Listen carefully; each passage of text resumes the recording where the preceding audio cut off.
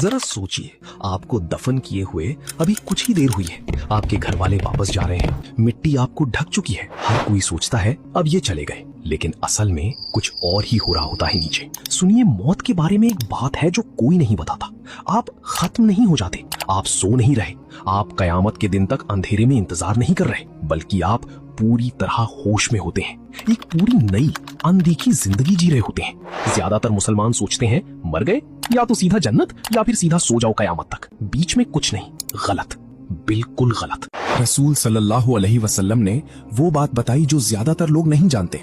मौत और कयामत के दरमियान एक पूरी दुनिया है जिसे बरज़ख कहते हैं, यानी एक रुकावट। 7 स्टेजेस हैं, हर रूह उनमें से गुजरती है और आप हर एक में पूरी तरह होश में होते हैं। ये सब कुछ सही बुखारी और सही मुस्लिम की हदीसों से आया है। रसूल सल्लल्लाहु अलैहि वसल्लम ने हर स्टेज को तफसील से बताया, डराने के लिए नहीं, तैयार करने के लिए, जब तक हमारे पास वक्त है। आइए मैं आपको ले चलता हूँ 7 स्टेजेस में।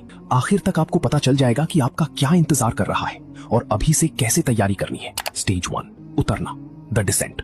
एक मिसाल लेते हैं, नाम रख लीजिए आहान। आहान को गुजरे 3 दिन हो चुके हैं। उसके घर वालों ने उसे कब्र में उतारा, नमाज़े जनाजा पढ़ी, रोई और वापस चले गए। लेकिन आहान खत्म नहीं हुआ, उसके साथ कुछ और शुरू हुआ। उसकी रूह वापस उसके जिस्म की तरफ खिंच रही है। जिंदगी जैसा नहीं, बल्कि कुछ और ही। वो ऊपर मिट्टी के उस पार अपने घर वालों के कदमों की आहट सुन रहा है। खामोशी, बोझिलियत, लेकिन वो अकेला नहीं है। अगर आहान ने अच्छी जिंदगी गुजारी थी तो उसके पास एक खूबसूरत शक्ल आती है, सफेद कपड़ों में, खुशबू से लथपथ, पुरसुकून चेहरे के साथ। वो धीरे से पूछता है, क्या तू जानता है मैं कौन हूँ? आहान फुसफुसाता है, तेरा चेहरा सुकून देता है। वो कहता है, मैं तेरी नेक कर्म हूँ, जिंदगी में तेरे साथ रहा और हमेशा रहूंगा। लेकिन अगर आहान ने अपनी जिंदगी बर्बाद कर दी थी तो उसकी तरफ एक काली सी शक्ल रेंगती है, चेहरा काला, बदबूदार, सड़ा हुआ। वो गुर्राता है, क्या तू जानता है मैं कौन हूँ? आहान कांपता है, मैं तुझे देखना नहीं चाहता। वो फुंफकारता है, मैं तेरे बुरे कर्म हूँ, जिंदगी में तेरे पीछे लगा रहा और अब तू मुझसे बच नहीं सकता। कुरान सूरह मोमिनून में कहता है, उनके पीछे एक रुकावट है, बरज़ख। उस दिन तक जब वो दोबारा उठाए जाएंगे तो आहान अब उस रुकावट में कैद है और आगे जो होता है वो सब कुछ तय कर देगा। उसकी कब्र की तरफ 2 हस्तियां आ रही हैं। स्टेज 2, सवाल जवाब, द क्वेश्चनिंग। आहान को फिर से कदमों की आहट सुनाई देती है, लेकिन इंसानी कदम नहीं, कुछ भारी सा। उसकी कब्र में 2 शख्सियतें आती हैं, मुनकर और नकीर। वो फरिश्ते जो हर रूह से सवाल करने आते हैं। उनकी आवाज से जमीन कांप जाती है। वो 3 सवाल पूछते हैं, तेरा रब कौन है, तेरा दीन क्या है, तेरा नबी कौन है। अगर आहान अपनी ईमान पर जिया था तो जवाब उसकी जबान से अपने आप निकलते हैं, मेरा रब अल्लाह है, मेरा दीन इस्लाम है, मेरा नबी मोहम्मद सल्लल्लाहु अलैहि वसल्लम है। उसका दिल सच्चाई जानता है, कोई हिचकिचाहट नहीं। उसकी कब्र रोशनी से भर जाती है। लेकिन अगर आहान सिर्फ जबान से मुसलमान था, दिल से नहीं, तो उसकी जबान जम जाती है। मैं नहीं जानता, लोग कुछ कहते थे, अल्फाज नहीं निकलते। उसका दिमाग पूरी तरह खाली हो जाता है, घबराहट छा जाती है और अंधेरा उसे घेरने लगता है। रसूल सल्लल्लाहु अलैहि वसल्लम ने सही बुखारी में चेतावनी दी, तुमसे सवाल पूछे जाएंगे और तुम्हारी पूरी आखिरत उन जवाबों पर टिकी है। अब कब्र उसके जवाबों के हिसाब से बदलना शुरू करती है। अगले स्टेज में, स्टेज 3, फैलना या सिकुड़ना, एक्सपेंशन और कंस्ट्रिक्शन। अचानक आहान को लगता है दीवारें हिल रही हैं उसके आसपास, कब्र के साथ कुछ हो रहा है। अगर आहान ने सही जवाब दिए थे तो उसकी कब्र फैल जाती है, दीवारें दूर तक चली जाती हैं, जहां तक आंख देख सके। कुशादा, आरामदेह, किसी महल के कमरे की तरह। वो सांस ले सकता है, हिल सकता है। मिट्टी जो कुछ देर पहले भारी लग रही थी अब नरम गद्दे लगती हैं। लेकिन अगर वो सवालों में फेल हो गया तो उल्टा होता है, दीवारें अंदर की तरफ खिसकती हैं, भींचती, कुचलती। उसकी छाती सिमट जाती है, पसलियां एक दूसरे में धंसने लगती हैं। दर्द असहनीय, वो न हिल सकता है, न ठीक से सांस ले सकता है। जमीन खुद उसे सजा दे रही है। रसूल सल्लल्लाहु अलैहि वसल्लम ने सही मुस्लिम में फरमाया, यहाँ तक कि नेक इंसान को भी पहले एक हल्की सी भी भींच, थोड़ी सी घुटन महसूस होती है, इंसानियत की याद दिलाने के लिए, और फिर वो खुल जाती है, माँ की गोद की तरह। एक ही जमीन, 2 बिल्कुल अलग हकीकतें। आपके अमल तय करते हैं कि आपका कौन सा हिस्सा बनेगा। स्टेज 4, रोशनी या अंधेरा, लाइट और डार्कनेस। आहान की आंखें अब उसके आसपास ढल गई हैं और फिर वो कुछ देखता है। अगर आहान ने 5 वक्त की नमाज पढ़ी, सदका दिया, लोगों की मदद की, तो उसकी कब्र नरम सुनहरी रोशनी से भर जाती है, सूरज उगने जैसी।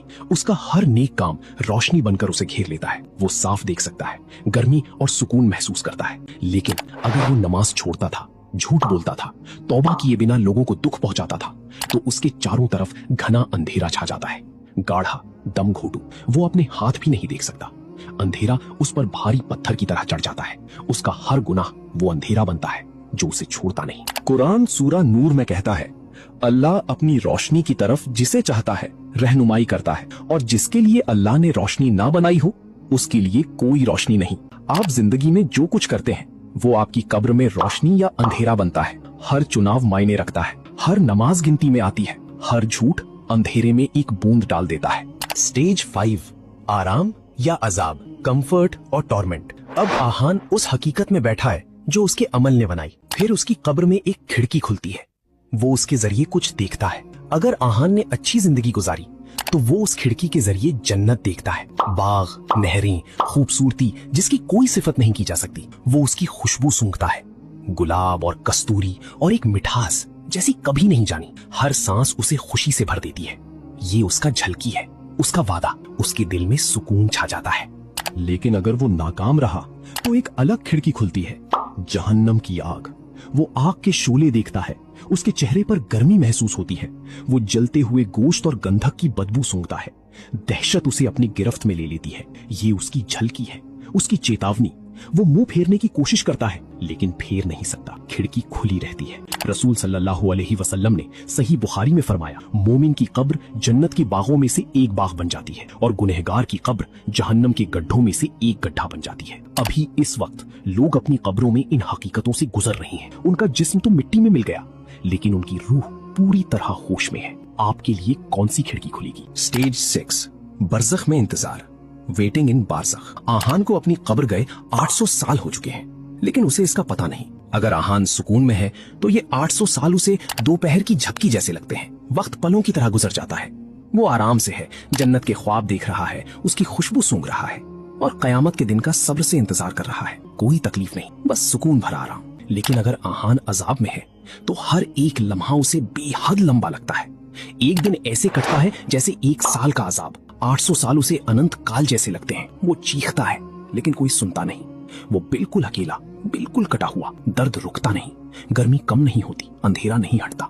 रसूल सल्लल्लाहु अलैहि वसल्लम ने चेतावनी दी, कब्र या तो जन्नत का बाग है या जहन्नम का गड्ढा। जरा सोचिए, कुछ रूहें हजारों साल से इंतजार कर रही हैं और वो अभी भी वही हैं, अब भी उसी हालत में जो उनके अमल ने बनाई। आप अब भी तैयारी कर सकते हैं, लेकिन जब आप वहां पहुंच जाएंगे तो कुछ बदलने की कोशिश करने की भी सुधि नहीं रहेगी। स्टेज 7, दोबारा उठना, द रेजरेक्शन। और फिर अचानक सब कुछ बदल जाता है। एक आवाज आसमान को फाड़ देती है।